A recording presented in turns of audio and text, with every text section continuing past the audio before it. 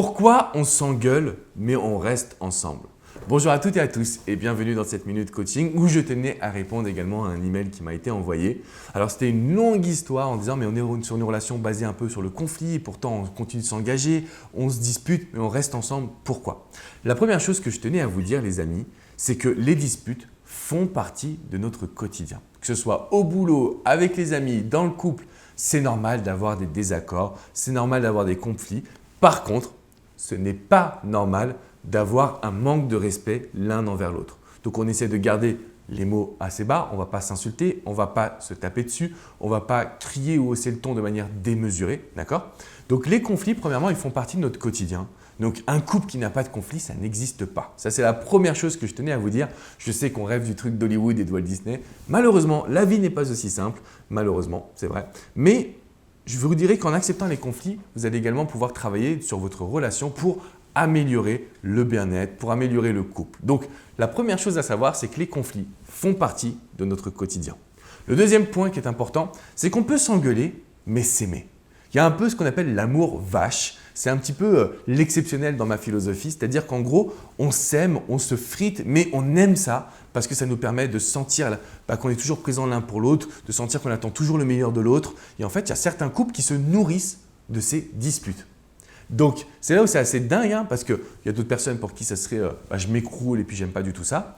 Et d'autres personnes qui, au contraire, les disputes leur permettent de se sentir bien, de se sentir concerné et de s'en sentir d'avoir une vraie relation de couple. Et du coup, les conflits en fait sont à la source même, je pense, de l'attention que vous portez.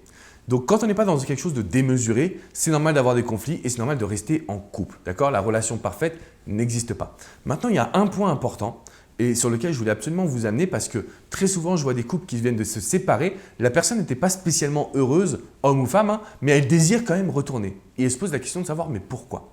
Premièrement, il y a une question d'habitude, forcément, parce que vous êtes ensemble depuis plusieurs mois, plusieurs années, plusieurs dizaines d'années. Donc forcément, les habitudes se sont créées. Mais ce qui est important, c'est de revenir à la source même de vos problèmes. Parce que parfois, on ne s'en rend pas compte. Mais la dépendance affective qui part d'un bon sentiment, c'est « je l'aime ». Donc, je lui montre que je l'aime et j'attends des choses de sa part. J'attends de l'amour, de l'affection, j'attends du sexe, etc. En fait, cette dépendance affective va créer des tensions. Elle va créer des conflits. Et elle va vous empêcher de profiter un maximum de votre vie quotidienne. Donc, si vous regardez cette vidéo et que vous demandez « mais Alex, je ne comprends pas, on se dispute et on reste ensemble. Parfois, on se sépare, parfois, on se remet ensemble. Que faire ?»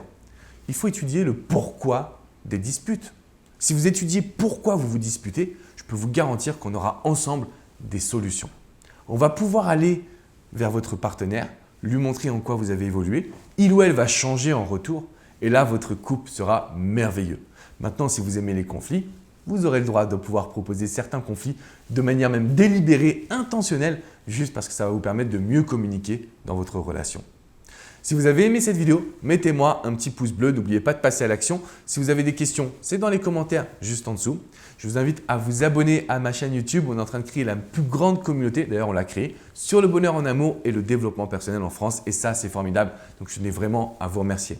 N'oubliez pas que les disputes sont là aussi pour, je dirais, recréer de l'attraction. Et sinon, il faut aller étudier la source. Si vous faites ce travail-là, vous n'aurez pas besoin de Love Coach. Si vous avez besoin de moi, n'hésitez pas à aller sur mon site alexandrecormon.com. Vous pouvez même réserver une séance de coaching et je serai là pour vous accompagner au téléphone ou en face à face. À bientôt les amis. Ciao, ciao.